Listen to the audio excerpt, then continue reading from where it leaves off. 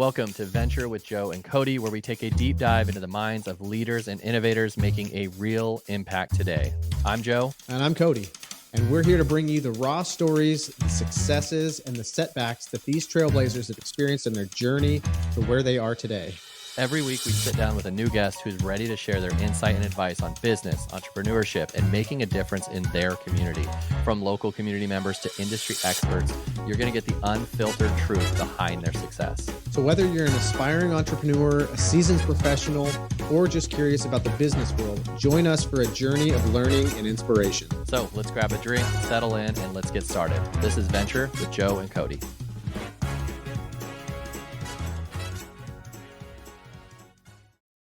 Hey guys, welcome to another episode of Venture with Joe and Cody. My name's Joe Skipper, the owner of Skipper Realty Group, brokered by eXp Realty, and I'm with my friend and lender, Cody Wilhelm with Residential Mortgage. How are you, Cody? I'm doing pretty good. How about you? I'm good, man. We're excited this morning. We have been trying to get her on forever, but she's a busy CEO and owner of a company, so it's hard to get her on, but we're with Hannah Dean Lawrence with My Kind Space. I'm sorry, Hannah. So this is a cool story, Hannah, for multiple reasons, but you are in the, correct me if I'm wrong, you're in the staging, cleaning, organizing, all sorts of space.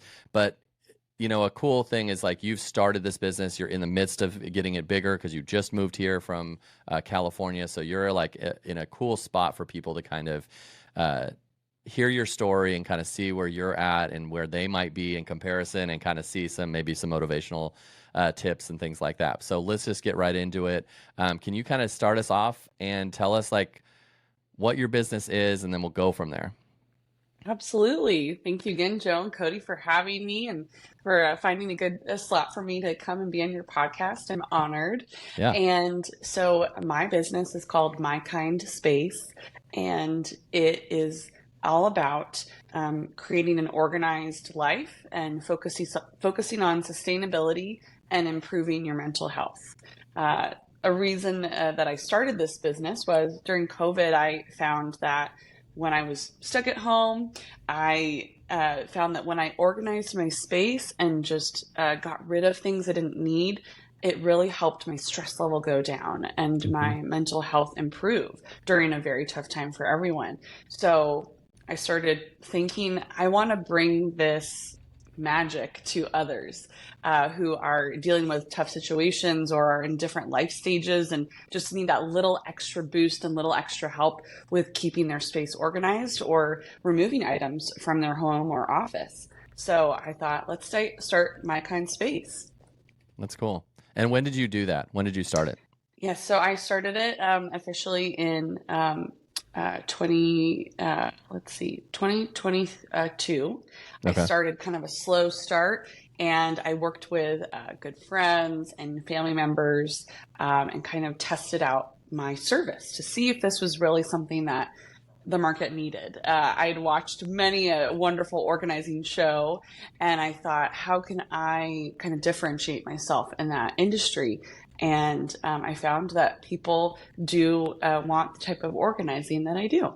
Yeah, that's cool. I was going to say, like, was it finding something that you enjoy and finding a niche within that? Or how did you come to this particular type of business and you said, this is what I want to do? Like, I know you worked with friends and family, but how did you kind of get the idea or the drive to go for that versus another type of business? Yes. So I've been working on my MBA at Pepperdine University. I've been doing virtual MBA, and I'm doing the entrepreneurship track. So I always knew I wanted to have my own business. I have a background in higher education and events. And so working in both of those areas, I've learned about, especially with events, I've learned about the importance of being organized to kind of manage and adapt to quick changes. And so I always had to be organized in my life. And then also being an MBA student while working had to be very organized. And so when I transitioned into thinking about creating a business around this, I thought about how can I provide these services to others. And I was like, okay, let me do in-person and virtual again, because it was kind of COVID when I was starting to create this business idea. And I thought the virtual, I can reach more people. So I've had a few virtual clients. And then now that I've been in Oregon, my business has really blossomed in working with people in person. What I love about specifically being here in Oregon is the sustainability aspect of my business. I really care about doing my part to help the planet and be a good steward of the items that I use and items that I get rid of. And I know that it's very overwhelming for others. So I love to be able to offer my wisdom and my continued learning about how to really responsibly process those items. And I thought, I want to help others because it's really tough to think about all of that.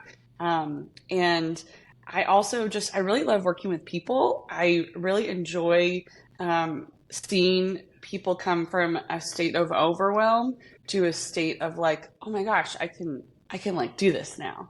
And I just saw that in myself when I would take the time to organize or process items.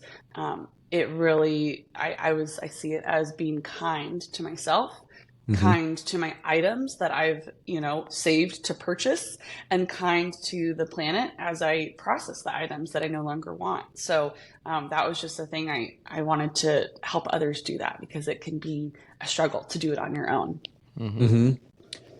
So in general, like when you're helping somebody, for example, are you you kind of like set up a little bit of a roadmap for them, like what they want to achieve, and then are you there helping them organize, or is it you kind of coaching them, or is it like, and I'm sure every situation is different, like, hey, transform this room for me so that I can keep it organized? Like, is it a little bit of everything, or are you kind of taking everything over for them and they're a little more hands off?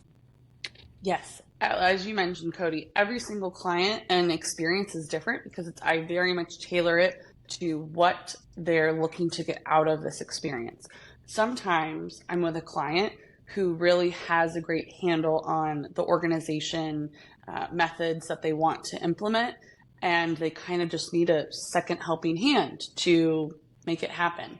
And then other clients are starting from scratch and are maybe wanting to kind of transform the way that they live in their home. They're wanting to kind of become more organized.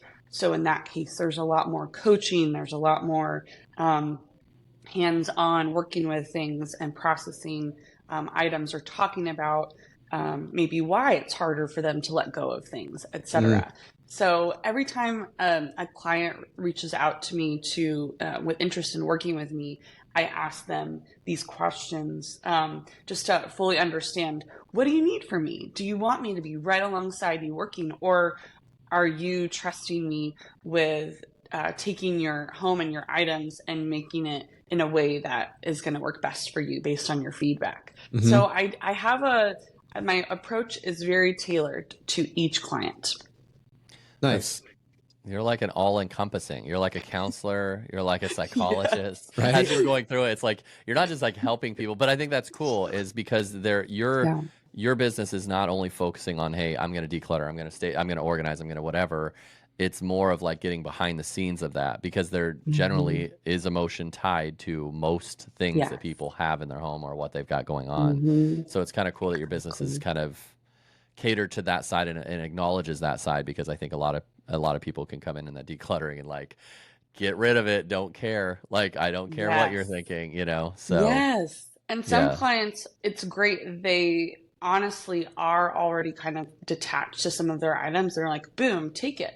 And then other clients are so attached to items and need that assistance. And so it's any way that someone is processing their items and how they want them to be in their home or out of their home is unique. And I definitely am empathetic to that. And I do always tell them, I say, I'm not a licensed therapist, but I do have a lot of advice. I have a lot of empathy. And so with my clients, a lot of times I'm like, just remember, I'm not that, but I'm very close and I'm here to help. I'm like your best friend, helping you out, but also having those good hard conversations of like, do you need this? And I always tell my clients too, I have a very gentle method. So I pride myself on not being a type of organizer maybe that's like, you got to get rid of all these things. But I'm very solution oriented, non-judgmental. And I'm like, what is your goal? So sometimes the goal is that they're moving. And sometimes their realtor's like, you got to get all this stuff out of your home so we can sell it. We would never do that. We would never do that, Hannah. Yeah. Exactly. That would never happen. But as you know, working in that industry, you're trying to help them to get to their goal. And so then I can come in and help them to get to that goal as well and be able to have that experience of like, okay, you don't have to get rid of these items, but they need to go in a different place. And so finding the right place for items, and also sometimes it needs to be in a temporary place in regards to moving and changing residences and everything. So I'm very, I find that my clients enjoy that open process and open conversations that I have with them. Yeah. When you started out, it was kind of like something that you felt like helped you, and my wife definitely can relate to the mental health part of it, because she is like, if things are cluttered, you know, she goes bonkers. And you know, when you got kids, it's like stuff is cluttered all the time. But yeah, she was like, the house will be clean and she's like, but so you're going through this. Was there ever a point for you where you thought like, I'm just going to kind of give it a shot? Or was it like, this is going to be my business? Because I'm always curious with new businesses, especially because it is, I mean, it really is up in the air. Like, I hope this is going to work, but like, where were you at during that kind of initial process? Was it like I'm going to do this, I'm going to make this work, or did it kind of just keep working and you go, hey, I think I might have something here? Yeah. So I did start to test out the service, and I would talk to my friends that I made through my MBA program. I would talk to my close friends, my family, and say, what do you think of this? What do you think of this service? Do you think this is something people would want? I would just get their opinions on things. And then at the same time, I also knew I had been doing an event planning job with higher education for over 10 years. And I was ready to change paths. I really wanted to start my own business, and I really wanted to find something that wasn't as fast paced. I was realizing I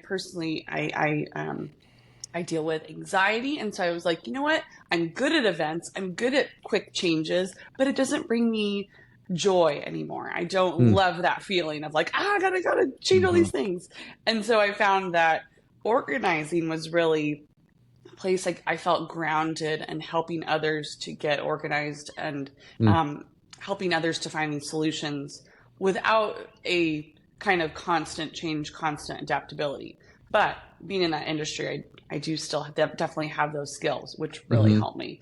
Honestly, when I came to Oregon, that was one of those things my husband, Dennis, and I talked about. Okay, I left my job and I wanted to start doing this full time.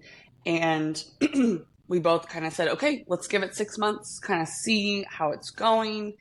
And honestly, the first month I was getting tons of bookings. It was amazing. Wow, I was using a platform called Thumbtack, and that really helped me to get my business out there.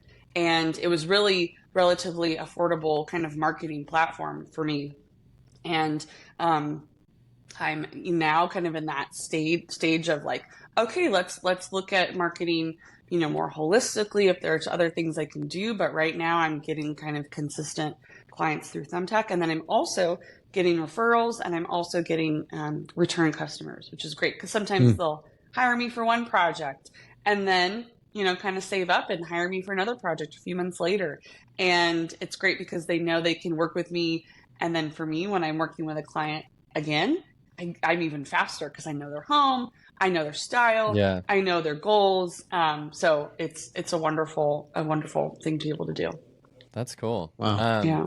Going on the business side of things, just to, because I think you would consider yourself in the midst of this, right? Like you're not like feeling Yes, I'm like, in the yeah, midst. everything's perfect. like Yes. I have a business for Yes. 20 years. Like, so I think it's helpful for people that are listening that want to be entrepreneurs or in the midst of it. Like Yeah. you have your idea, you have what you love Yes. to do, you have that thing.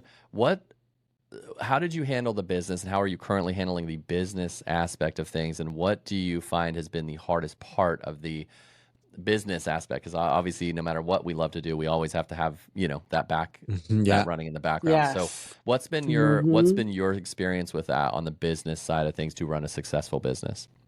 Yes. I'll say some of the challenges are, one, especially when you are the owner of the business, it's your reputation. You now have another extension of yourself that's out there.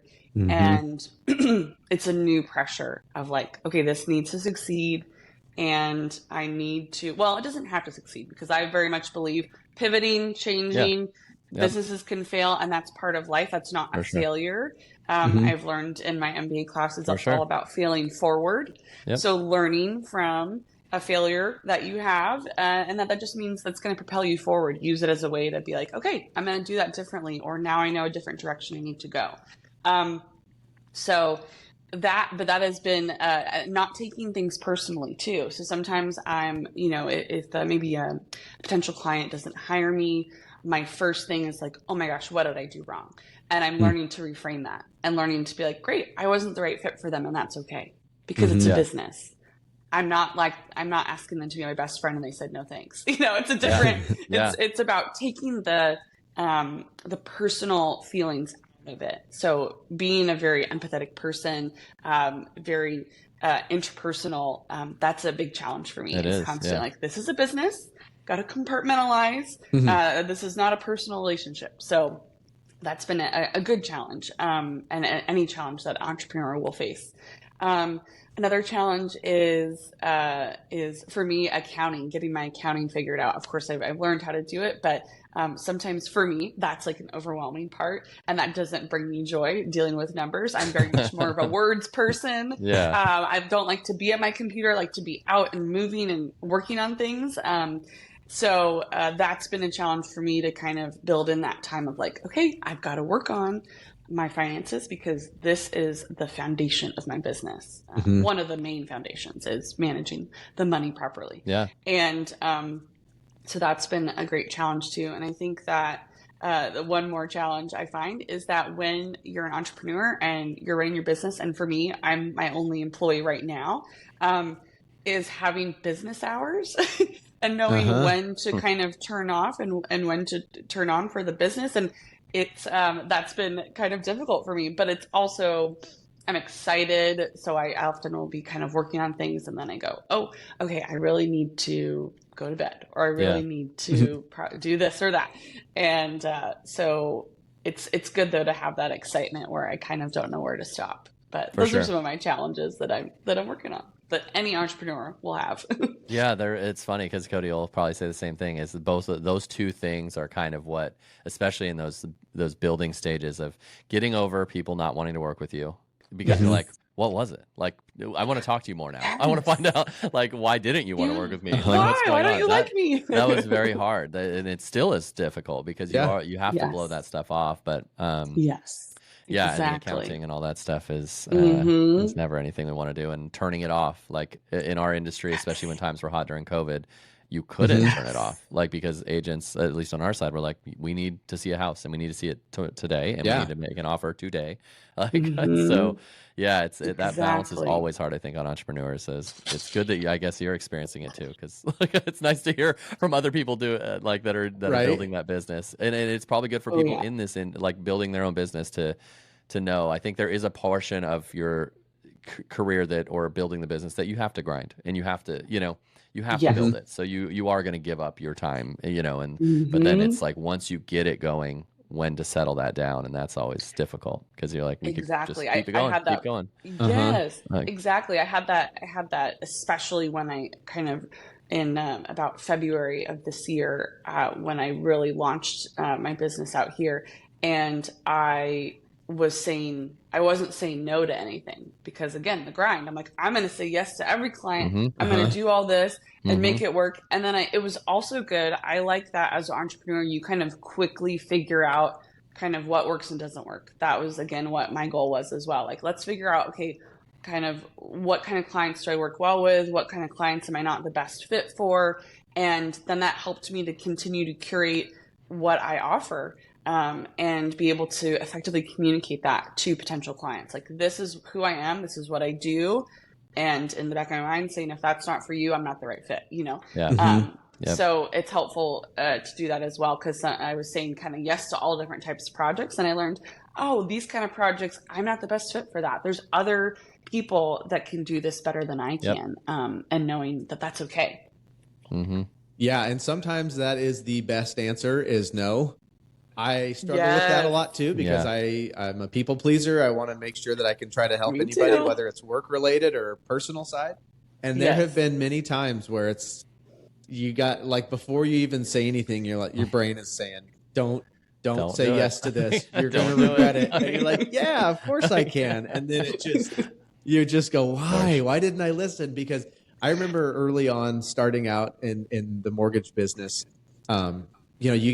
you want to take on every single client possible, right? Like, I don't want to say no to anybody. And then you kind of learn over time that I really not necessarily need to have like one specific niche, but I really should have kind of a little bit more of a funnel to what I'm doing, as opposed to just like, yes, I'll take you and you and you and you. And even if it ends up just absolutely killing me throughout the process, like, yes, I'll do it. But I can imagine for you in your type of work, because there is a lot of emotion with it too, you know, if you have people that are, you know, have a harder time letting things go, or just in general, that it really would matter to have the right fit and the right pairing, right? To where it's a good experience for them and for you, because you want to feel good about everything, and you feeling good probably means that your clients feel really good. But how do you go about your I don't want to say selection, but like you just have like a kind of an interview more or less on what they're looking to do and where you fit in there. And then you can kind of ultimately decide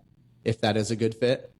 Exactly. So a lot of times they'll message me on a platform like Thumbtack, and they'll typically give me, you know, a short blurb of what they're looking for. And then I will reply with some preset questions that I've found that help when I get these questions answered, to kind of know what they're needing. And then we usually have a phone call and talk about what they're, kind of elaborate on some of the questions that they answered. And then it's good. We get a feel for each other. We get a feel for, like, you know, I'm kind of high energy, especially when I'm organizing. I tell them I'm your cheerleader, I'm your coach. Like, I'm like, we got this. I'm constantly encouraging people. And some people don't want that. Some people are kind of like, I just want you to do it, and like want more quiet. And again, I'm adaptable, but I just have found sometimes that clients are kind of like, they either want me less involved, and that's fine. I can do that. And then other people want me more involved. So it's kind of figuring out for me, like, the involvement that they want me to get into their lives and into what the situation is. And some people aren't wanting that. And then also, you know, another thing talking about as an entrepreneur is pricing. So that's something that I learned too. I started at a lower price, and now I've raised my prices just slightly. Again, because I kind of was noticing, like, okay, at this price point, I think I'm getting more of the clients that kind of want to work with me and also value the services that I'm offering for the price I'm offering it for. That's huge. So that's a big thing too, that I was noticing at the lower price point. I would just get clients who are a little more, I don't know, they just were a little more price affected. And then the other clients I'm having now are like, okay, I see your prices and I'm saving up for that, or I'm budgeting towards, you know, bringing you in for a certain amount of hours. So I talk about that with clients as well, because some clients are like, here's the job I need done. however long it takes you, however many hours I want you to do it. And other clients are like, I want this job done, but this is my budget.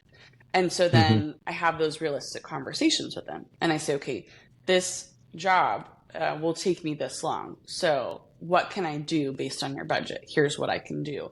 And so sometimes then they're like, great, that doesn't quite work for me. I need someone who can do more for less money. And then I'm like, great, there's so many good organizers out there. You're going to find someone that works for you. Yeah, that's a great point. Learning your value, for one. I think everyone makes the mistake in the very beginning of lowering their value. That's just what because you want to get your foot in the door, you'll do whatever it takes to get clients. But then once you figure that out, learning your value and being confident in it, and that especially like you're saying, but in the real estate world, it's the same thing. You can get better rates. Like you can get better, you can get a better rate for an agent, but you also get a different value. And what I found in real estate, like you did, is when you do lower your rate, you generally work with people that don't value your time, and they try to, they always are skeptical, and it's not a good conversation. It's not a good working relationship when the people all from the very beginning don't value you, so that's a good point to bring up to people kind of finding their own way of like navigating that, what their value proposition is. Absolutely, what the value proposition is. And also, especially with people like us, Joe and Cody, and we are, you can tell just from this podcast, we care about people.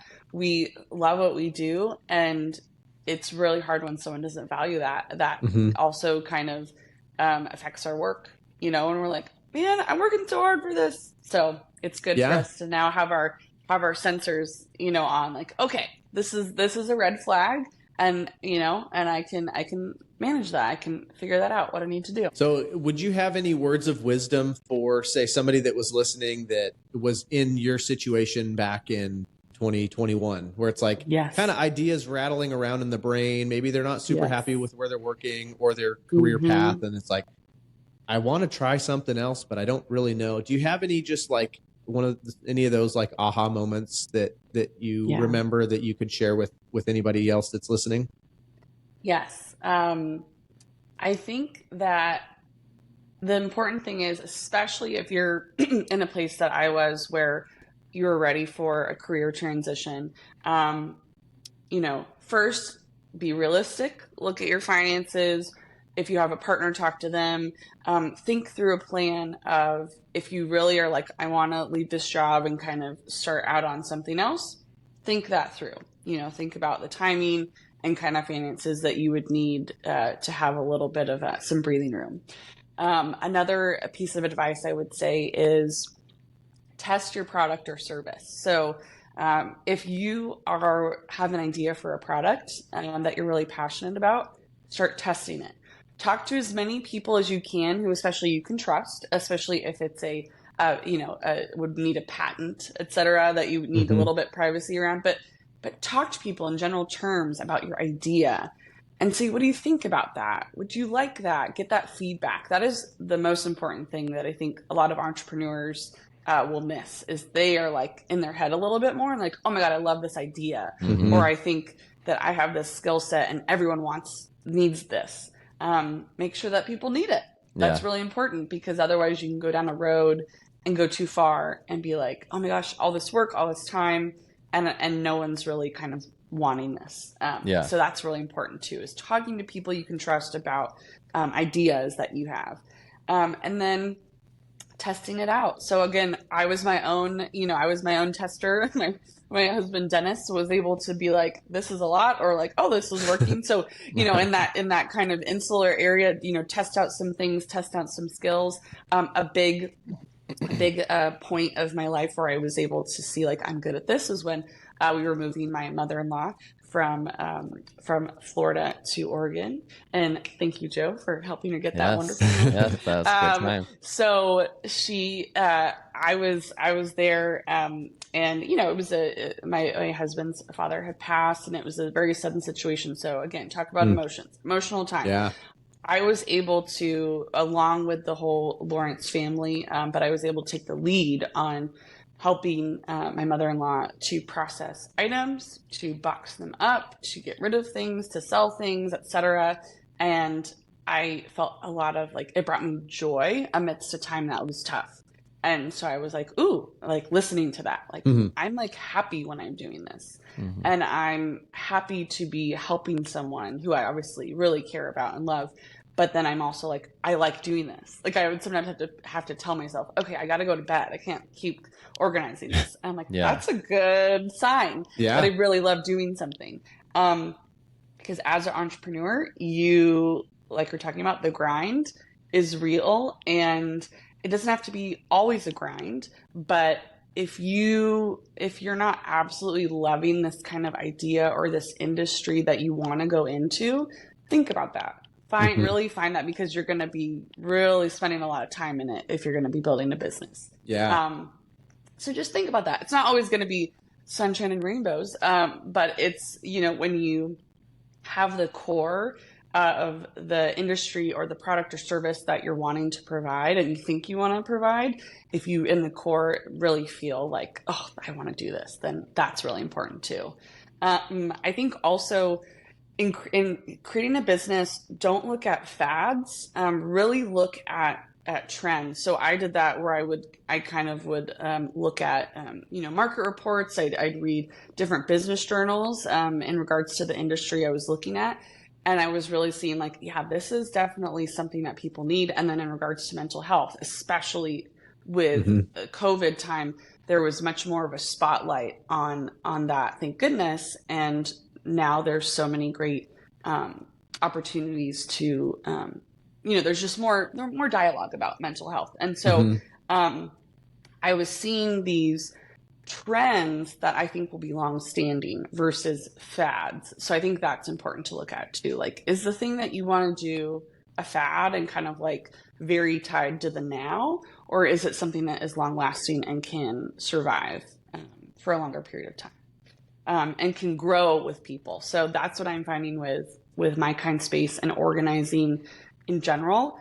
There's so many great kind of groups of people that I think need this, from new families when they have kids, from transitioning from maybe college to your first place, from growing older and changing homes, or maybe going into a retirement facility. Like, there's so many parts of your life where you need to assess your items and make these transitions. And so I see, my business as being able to cater to people of all different stages of their life. So that's important to look at as well. That's cool. So what, speaking of transition, how was that from you're going, like, it's hard enough to start a business where you're comfortable living. You decided that let me start it and then move somewhere where I don't know anyone. Like, how, like, what was and is that like going into, I break out in sweats thinking if I had to move to a different state and be a real estate agent and start again, I'm like, I don't even know what I would do. But how was that transition? How is that transition? Yeah, it was honestly great. So Dennis and I were really excited to move to Oregon. My husband's mother is here, and his brother and our sister-in-law is here, and our niece and nephew are here. And then we do have a couple of friends who had moved up here. So we had done some visits before we moved. So that helped. I was like, okay, I like this. I visited Oregon in all different seasons for a few years, and except for winter, but I was okay with it. And so I was, we were excited to be amidst nature in general. And then I also, we have an incredible just friend community that we keep in touch with. And we have some friends that kind of live all over the place now. So we're kind of used to like, okay, not everyone's in California anymore of our friend base. And so we're going to make these moves. Dennis and I both, but especially me, like, I love adventure. I love kind of big changes in regards to like living somewhere new. That excites me, as long as I'm, with Dennis, who's like my best friend and partner. So that's great. That definitely helps, man. Having someone who's so supportive of you is number one. I would also say that in regards to being an entrepreneur, like, it's great to have. They don't need to be your business partner. They don't need to be working on the business with you, but having someone who's like, you got this, and helping to bounce ideas off of is absolutely amazing and priceless. But yeah, coming here, I immediately honestly felt like a warmth from communities that I interacted with. So we're in Tigard, and it's cute. We're in downtown, and we've met a lot of local people who live here, and it's been, yeah, a really warm environment. And honestly, it was a big leap when I put my business up on Thumbtack. I was like, all right, here we go. Let's see. And again, the way that I like to make plans is having backup plans. So I thought, okay, if this doesn't work, what are my plan B, plan C, etc. Mm-hmm. So that does help, honestly, having these semblance of plans of like, if this doesn't work, this is what I'm going to do, which is also a big part of being an entrepreneur, knowing when you need to pivot, knowing when you need to change up what you're doing. And I totally am ready for that all the time. And that isn't like an easy way to feel to like constantly be pivoting. But I think that, I do feel relatively in a good way settled, like, okay, I found a good situation, and now I'm going to try to expand my business a little bit. So you'll find that, I think. But the other thing is being in, it's a big risk. I took a risk, but I knew that I was in a place where I felt safe. I felt like there were kind people. And then honestly, with my job, my husband follows my location. There's that safety measure there. He always knows where I'm going, so I have that, semblance because I'm going into people's homes, etc. Yeah. So, but I took that risk and it worked. And, I'm lucky and blessed, but I'm also always ready for if I need to make changes too. For sure. So, yeah. I've got to hear more about this Thumbtack. Like, you've been mentioning it, and I have no idea what it is, but it sounds like it really helped your business. So what is Thumbtack? So Thumbtack is kind of like a Yellow Pages. So it's a place where people can look for services and people that offer services. So I had heard about it when I was in Los Angeles. My friend was using it for, she was a event planner and wedding planner at the time. And I was like, oh, that's cool. And so I kind of was looking at it, but I didn't really put my business on there till I got to Oregon. And I thought, let's see how this works. And basically you pay for each qualified lead. So if someone reaches out to me and finds my profile and they reach out to me and want a quote or want to have a conversation, I pay for that qualified lead. Okay. So I really know who is looking at me and what they're, it's a little more segmented. So it's really great, I think, for a service business. I'm still learning more about it, but it's been great. And the app is really good. They just did a recent update. I've had a very good experience with it. But yeah, for people in the service industry, it's been fantastic. That's awesome. Yeah, it sounds like it kind of led your business over here, right? It really did. Yeah, because I was like already starting to look into SEO and Google AdWords, and I still want to do that, but I just thought, let's start with Thumbtack, and that has been just great and a little more affordable for, my timing in my business. So yeah, it's been great. That's awesome. So what areas do you cover? So Portland metro area, I'm learning the area, doing a lot of driving, which has been fun.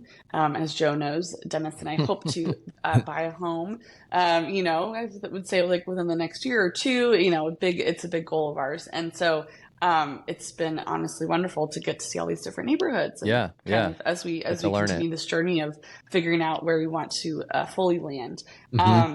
So yeah, Portland metro area. But then I also can work outside of that as well. And I usually will just honestly charge mileage for if I'm going, further than like 30 miles or 20 miles or so. But yeah, that's great. Yeah. Cody, you got anything? We're taking too much of our time already. Yeah. So you got anything? No, just really more of a, how would people get a hold of you? What's the best way for them to find you, follow you, reach out to you? Yes. So my website is mykindspace.co. And that's my website. They can book me through there. They can learn more about what My Kind Space offers there. And then I have my Instagram at my_kind_space. And I'm learning, that's another entrepreneur thing, getting more into social media. Yeah. That's something I'm like trying to have time for building that up. So so I'm learning more about making videos and doing posts. So I'm building more of that. But those two places are great to reach me. And I can also, provide my email and my business phone number as well, Joe, if you want to post that or something as well. So, yeah, for sure. Yeah, head over to Mindkind Space or her Instagram there to get any of your issues addressed. But Hannah, thank you so much. I know it's been hard to get you on. You're very busy building this business, so I appreciate you taking the time to meet up with us and maybe give some advice and some motivation to people that might be in the same scenario as you are. So. Absolutely. I just, last advice would be take a chance and, be realistic about it, but take that chance and talk to people about your idea because, honestly, that's what, life is about creating something, I believe. So take that chance. And if that's something you want to do, talk to people that care about you and see what they think too. That's awesome. Yeah. Well, Cody, it's great to see you. Hannah, it was awesome to have you on. And until next time. Yes, thank you so much. I really appreciate this. Yeah. Thank you, we'll Hannah. see you later. You're so welcome. Take care. Bye-bye. All right.